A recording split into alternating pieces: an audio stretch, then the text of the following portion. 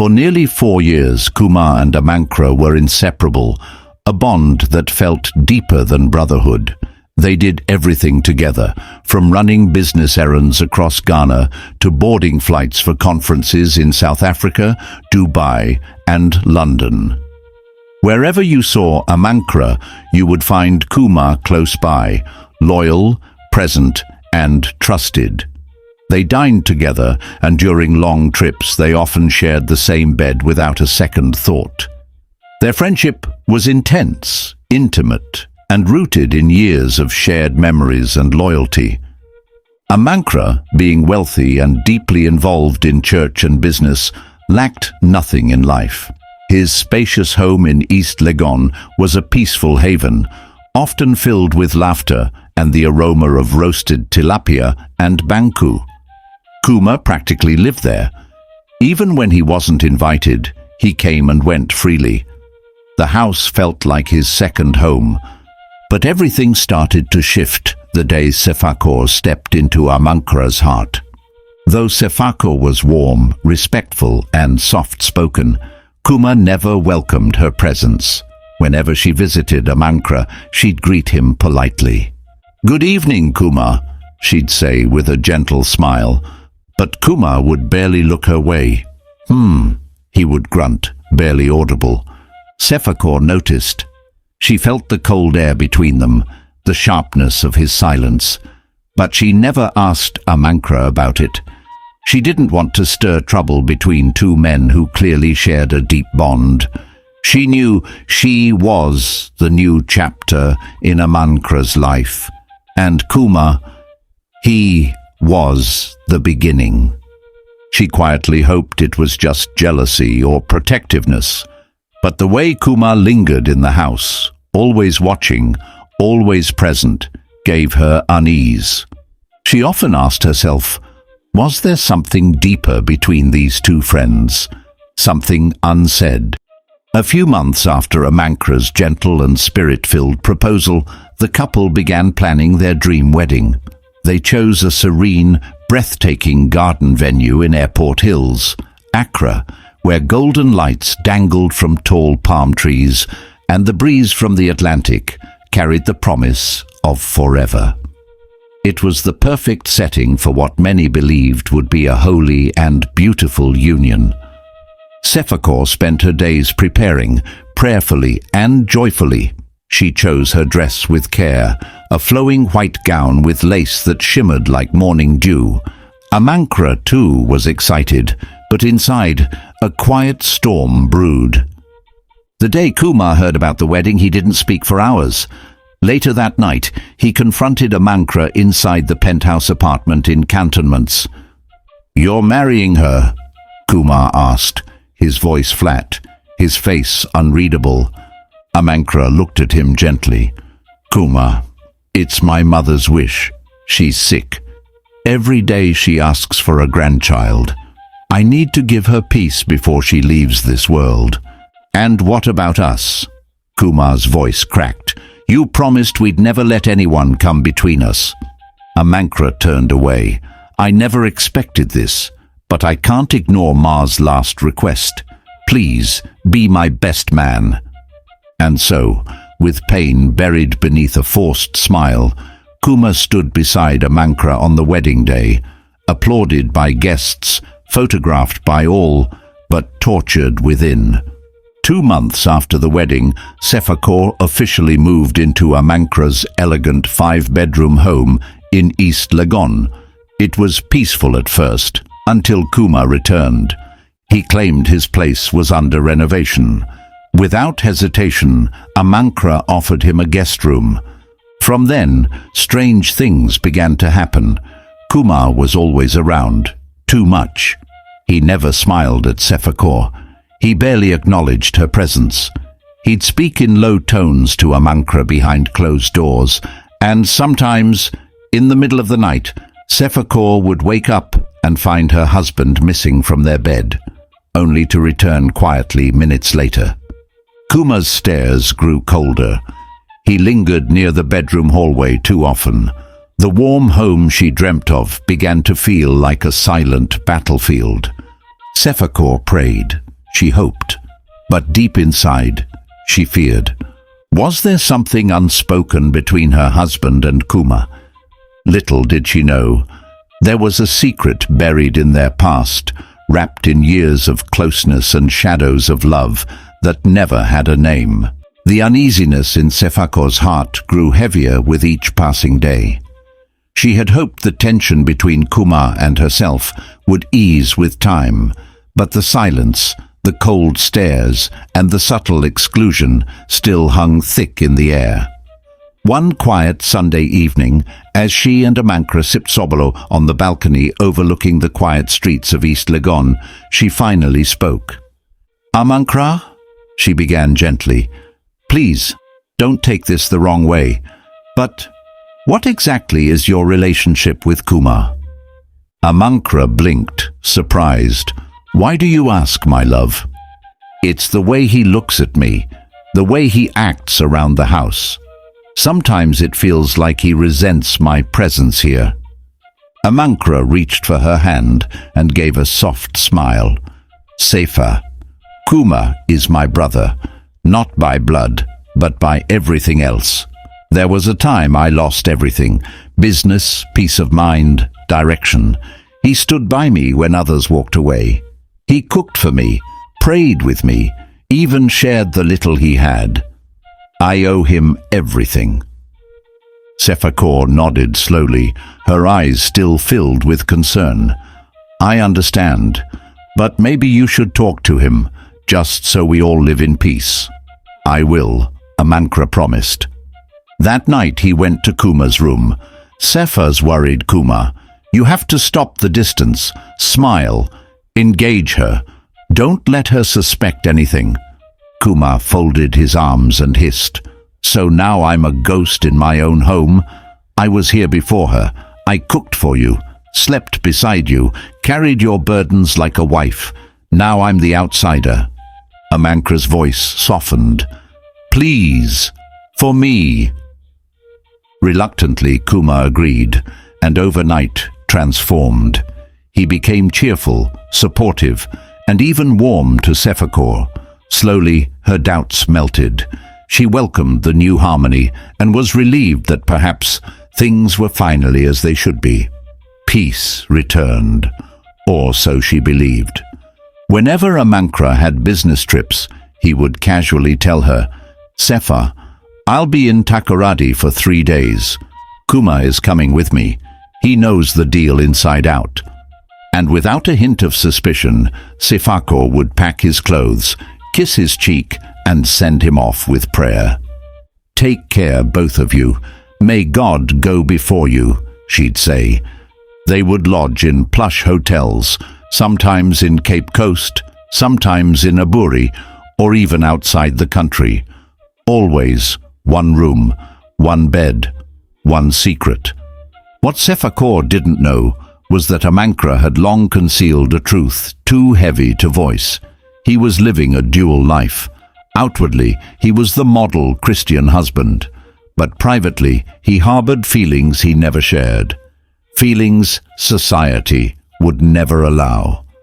Feelings that found comfort in Kumar. Kumar was not just a friend. He was Amankra's hidden gay partner, the man who acted as his emotional and physical spouse for years, long before Sephakor came into the picture. In secret hotel rooms, Amankra held Kumar close at night, whispering, "This marriage, it's just for appearances." After one of their routine business trips, Amankra and Kumar returned to Accra, their bond seemingly stronger than ever. To Sephakor, life had finally stabilized. The three of them shared a home where laughter now echoed, and peace seemed to dwell. But beneath that surface, another reality was unfolding, one that only Kumar understood completely. Kumar, with his charming smile and careful precision, began to act in ways that puzzled even the most patient heart. Whenever Sephakor went to the kitchen to prepare a meal, Kumar would appear, gently taking over. "Sepha, allow me," he'd say with a warm grin. "You've had a long day. Let me handle dinner." At first, Sephakor found it thoughtful. He cooked like a master chef. His palm nut soup was rich, his wache perfectly seasoned, and his jollof unmatched. Even Amankra would chuckle and say, "Kumar, your hands are blessed." Sephakor often complimented him. "You cook better than most women I know," she'd laugh. But soon she began to notice he was in the kitchen too much. He wouldn't allow her to cook anymore. He'd handle the pantry, arrange the spices, and even buy foodstuffs on market days, sometimes without her knowledge. She appreciated help, but something felt off. It was as if she was being gradually replaced in her own home. One Saturday, she finally approached Kumar with a firm but respectful tone. "Kumar, I appreciate everything you've done, but I think it's time I take back my place in the kitchen. Let me handle my duties as Amankra's wife." Kumar's smile vanished. "Are you saying I'm not needed? I'm only helping. Why is that a problem?" The atmosphere changed. He grew distant that day and barely spoke.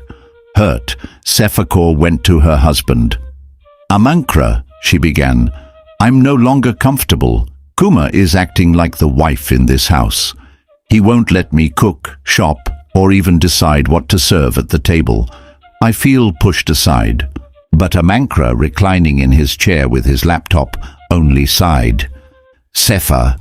"Kumar has always been like that. He's a helper by nature. Please don't read too much into it." His words cut deep. Sephakor walked away, heart heavy with confusion. Why did it feel like she was the outsider in her own marriage? What she didn't know was that the kitchen wasn't just about food. It was a battlefield of silent rivalry. Kumar wasn't helping out of love for the home. He was acting like a spouse, protective, territorial, and determined to keep his place beside Amankra.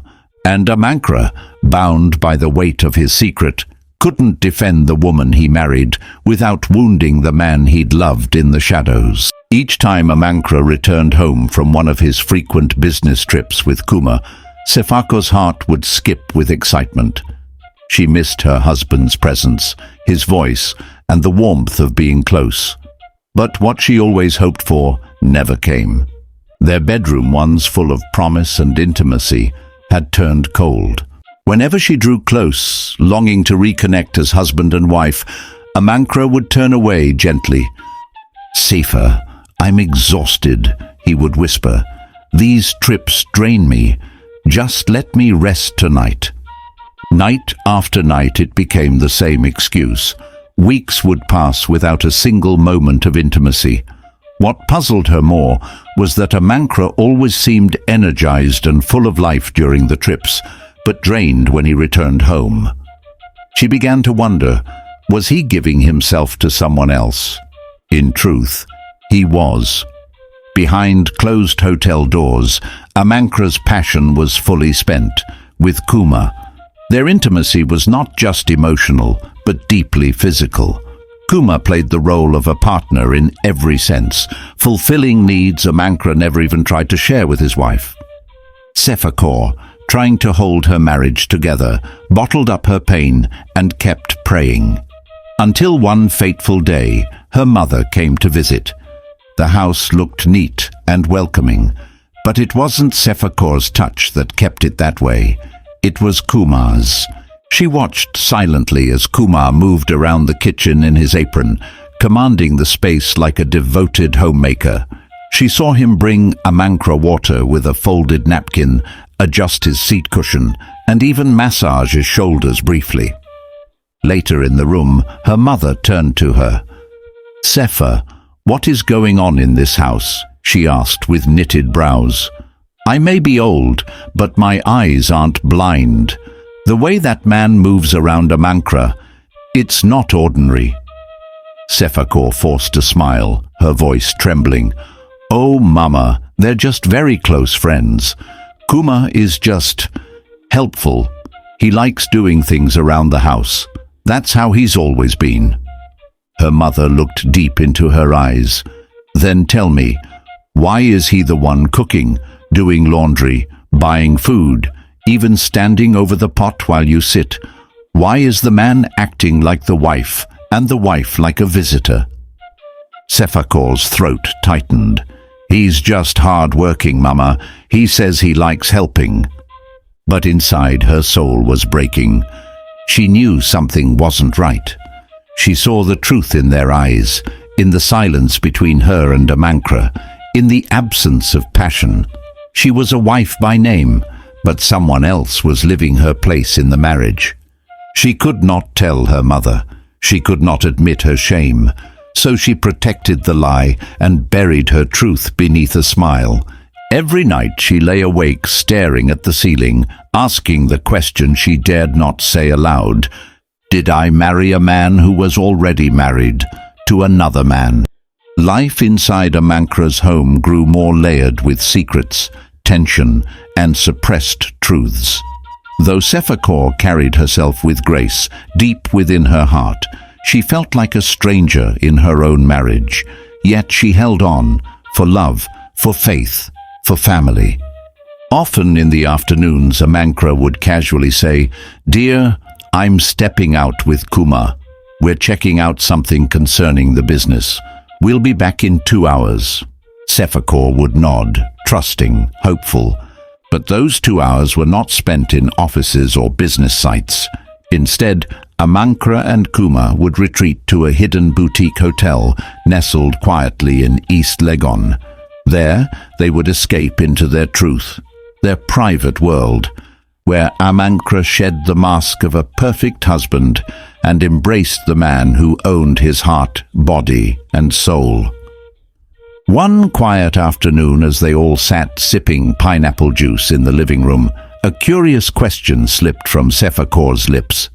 "Kumar," she asked, tilting her head thoughtfully, "you've been around us for years, but I've never seen you with a girlfriend, or even heard of one. Why?" Kumar paused, forcing a laugh. "I don't have one. I've never really been interested in relationships. I don't know if I ever will." Sephakor chuckled. "Oh, maybe one day love will find you. Unexpectedly." They laughed together, but in her heart a strange feeling grew, a whisper of something that didn't add up. But she kept it buried beneath a hopeful smile. A year passed, and then the miracle happened. Sephakor found out she was pregnant. Overwhelmed with joy, she shared the news with Amankra, who lifted her into his arms with a bright smile. They called his mother, friends, and church elders. Congratulations poured in, but one person didn't celebrate. Kumar. He sat quietly in his room, the news hitting him like a dagger. A child, a new bond, a future he was not part of. That night, without a word, he packed his bags. "Kumar, please don't go," Amankra begged, following him to the gate. "I can't stay here anymore," Kumar said, eyes glassy. "I've given you my everything, Amankra, but you've given it to someone else now." "I need you," Amankra whispered. "But you've chosen her," Kumar replied, climbing into the waiting Uber. "You've chosen normal." He left. For Sephakor, his departure was a silent victory. At last, peace. At last, space to breathe. But for Amankra, it was heartbreak. He didn't eat for a whole week. He barely spoke. He wandered the house like a shadow. Even Sephakor's attempts to cheer him with pregnancy updates and playful chatter fell flat. "You miss him, don't you?" she asked gently one night. He nodded. I miss my best friend." But deep down, his soul screamed a different truth. He missed his love, his secret, the man who knew every corner of his heart. He missed the warmth, the passion, the hidden moments. Kumar wasn't just his best friend. He was his partner, his true emotional compass.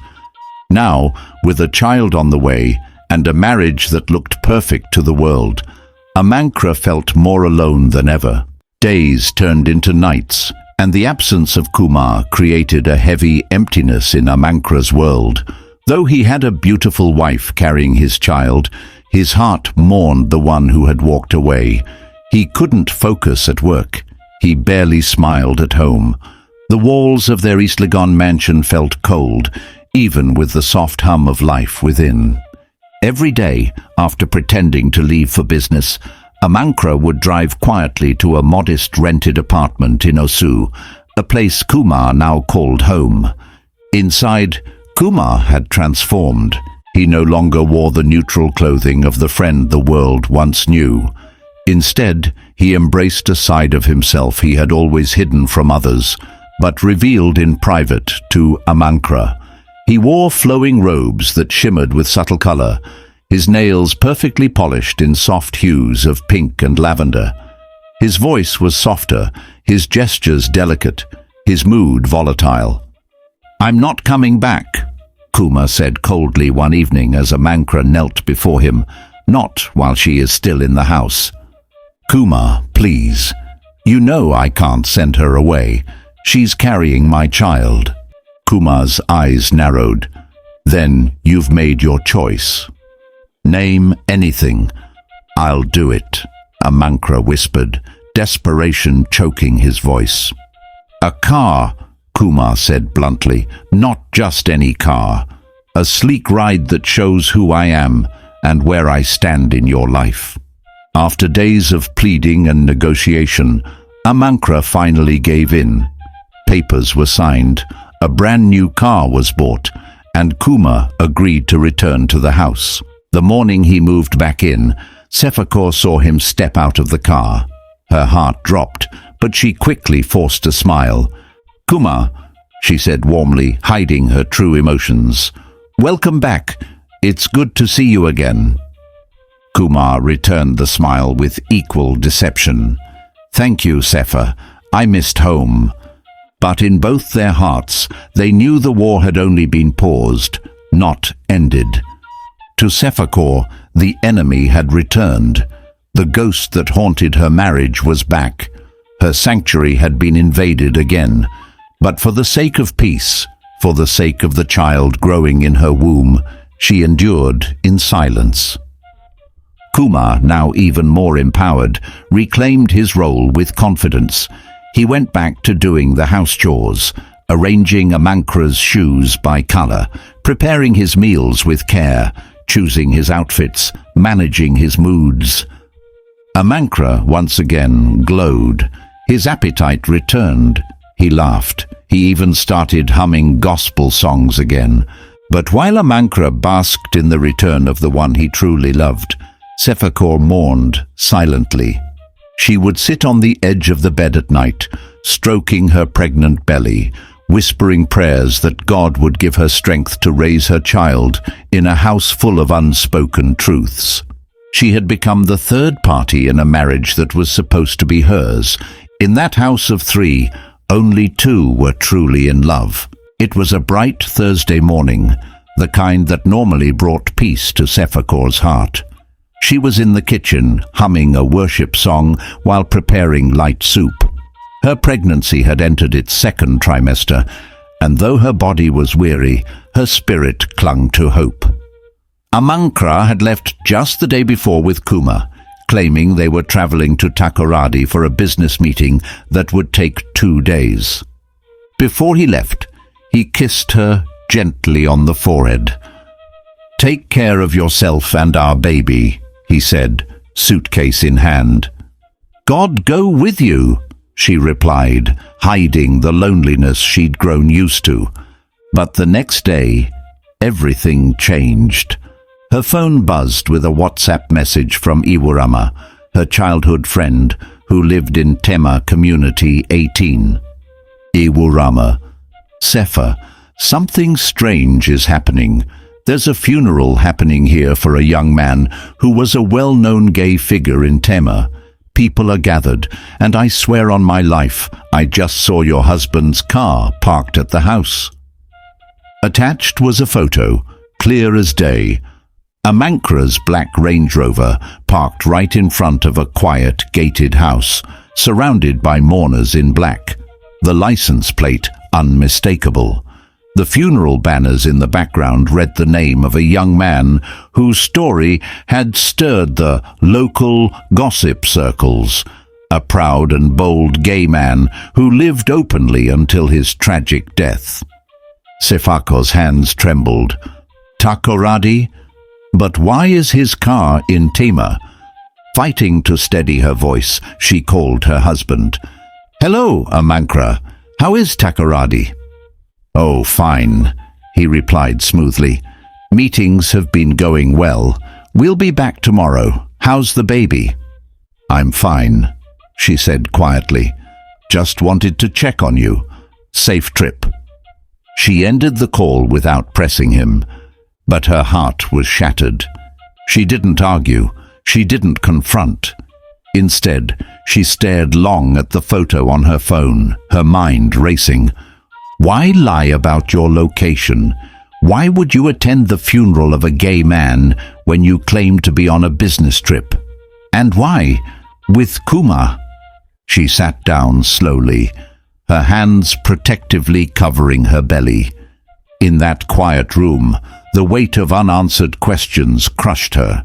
Everything she feared now seemed more real than ever. The way Amancra avoided her touch, the way Kumar dominated the house, the emotional distance, the secrets whispered in hallways, the trips, the glances, the silence, and now, this, a funeral, a lie, a photo. Sephakor finally understood. She was not just in a troubled marriage. She was in a marriage wrapped in deceit, and she was sharing her husband with a man who had long claimed his soul. The days following the funeral incident in Tema were heavy and suffocating for Sephakor. Though she smiled when spoken to and fulfilled her daily routines, her heart was a whirlwind of confusion, pain, and suspicion. The image of her husband's car at that funeral home haunted her like a ghost. She couldn't sleep, and her growing belly only added to her burden. One quiet afternoon, while Amancra and Kumar were away, supposedly at a church outreach, Sephakor's hands trembled as she held the spare key to Kumar's bedroom. Something inside her urged her forward. Her instinct screamed for truth, and her spirit could no longer carry the weight of doubt. She opened the door cautiously and stepped into the room. Everything was neatly arranged, too neat, like someone hiding in plain sight. She began to search his wardrobe, and what she found made her gasp and step back. Tucked in one corner was a large box, and inside, secrets that had lived behind polished smiles and warm greetings. There were ladies' lace panties, push-up bras, red stiletto heels, and sparkling anklets. Several lipsticks, eyeshadow palettes, false eyelashes, and foundation kits were carefully packed beside perfumed body mists, labeled with feminine names like Goddess Bloom and Sugar Temptation. But what struck her most were the two designer wigs, long, silky, and clearly worn. Alongside them lay a sequined mini dress, a padded hip enhancer, and a handwritten card addressed to My Queen Kumar in Amancra's handwriting. Sephakor dropped the box, her knees weak. Tears welled up. Her breathing became shallow. She fell into the chair by the dresser, her hands covering her face, shaking. It was true. All her silent fears, all her unspoken questions, all her sleepless nights, it was all real. Her husband was gay, and Kumar wasn't just a friend. He was a lover, a partner, the woman in his secret world. Sephakor felt emotionally shattered, terrified, and betrayed. The child growing inside her now seemed trapped in a home built on deception. When she heard the sound of the gate later that evening, her heart pounded. They were back. She quickly wiped her tears, returned everything the way it was, and locked the room. As the door opened, Amankra walked in, cheerful. "Sefa, we're back. Hope you're okay?" "Yes," she forced a smile, heart racing. "Welcome back. Hope your outreach went well." Kumar waved casually. "Long but fruitful," he said with a smirk, unaware of what she now knew. Sephakor stood before them, calm on the outside, but screaming on the inside. Her soul trembled, but she knew she couldn't act alarmed. Not yet. She was pregnant, alone, vulnerable. She feared for her life. If Kumar could hide such a life in their home, what else was he capable of? So she smiled. She served dinner. She laughed at jokes. But inside, she was planning her next move, because the truth had finally revealed itself, and it had destroyed everything she believed her marriage was. That week, while Amankra was out, she ordered an Apple AirTag and secretly tucked it into a hidden compartment under the carpet in the boot of his black Range Rover. She said nothing. She waited. 2 days later, the moment came. Amankra, dressed in a crisp kaftan, stepped into the living room. Kumar followed, radiant as ever in his cologne and tailored clothes. "Sefa," Amankra said casually, "we're heading to Kumasi for a business meeting. Should be back in 2 days." She smiled gently. "God be with you. Safe journey." But the moment the car rolled out of the gate, her fingers flew to her phone. She opened the Find My app, tracking the AirTag she had planted. Her heart skipped. Kumasi? No, the tracker showed they were still in Accra, heading not north but west, towards a luxury hotel in airport residential area. Her pulse quickened. Within moments, she booked an Uber. Her breath was shallow. Her mind screamed in panic, yet her face stayed calm. 2 hours later, the car pulled up at the hotel. There it was, her husband's car, parked neatly near the entrance. Her hands trembled as she stepped out. At the reception, she approached the desk. "Please, the guest with that black Range Rover. I need to see him. It's urgent." The receptionist hesitated. "I'm sorry, madam. That information—" She reached into her purse and slid a wad of cash across the counter. The man hesitated for a beat longer, then whispered, "Room 209. She took the elevator. Each floor felt like a lifetime. She reached the door and knocked softly. From inside, she heard his voice. "I'm coming," Amankra called out, assuming it was the receptionist. The door swung open, and there she stood. Sephakor. Time froze. Amankra's face turned pale, but before he could react, Sephakor shoved the door open with trembling force and stepped inside. The scene before her eyes shattered every illusion she had fought to protect. Kumar, draped in a silky red lady's nightdress, lay sprawled on the bed with a face full of makeup, his lips coated in crimson lipstick, eyelashes long and curled, his fingers painted and adorned with rings. His chest rose with visible fear. And Amankra, standing by the bathroom door, shirtless and wrapped in a white hotel towel, his chest still wet from a shower. He froze in place like a criminal caught mid-act, shame and horror painted across his face. Sephakor stood still for a moment, her lips trembling. "You told me, Kumasi," she whispered, her voice barely audible. Kumar tried to cover himself, but it was too late. The truth screamed louder than words ever could. Sephakor turned slowly, walked out into the hallway, and collapsed. A hotel guest screamed for help. Reception called for an ambulance. By the time she reached the hospital, she had begun bleeding. The trauma, the betrayal, the shock. It had all been too much for her already fragile, pregnant body. That night, In a sterile hospital room with white walls and humming machines, Sephakor lost the child she had prayed for, the child that was her only joy in a marriage built on lies. Alone, with tears streaming down her cheeks, she wept not only for her child, but for the woman she once was and the life she thought she had. After days in the hospital and countless hours of silent weeping, Sephakor reached a painful but necessary decision. She could no longer continue in a marriage built on deception and betrayal. Despite Amankra's endless apologies, desperate phone calls, and tearful pleas at her bedside, nothing could undo the trauma she had endured. Nothing could resurrect the child she lost, nor erase the image of Kumar in lipstick and a nightdress, or her husband standing in a towel in that hotel room. Their marriage, once decorated with glamour, smiles and church applause, had become a silent prison. And Sephakor knew freedom had become her only chance at healing. With dignity and pain woven together like kente, she filed for divorce. Sometimes the people we meet in church wear robes of humility, speak in tongues and serve on altars. They appear gentle, God-fearing and trustworthy. We fall for their charm, believing they are angels sent to walk with us.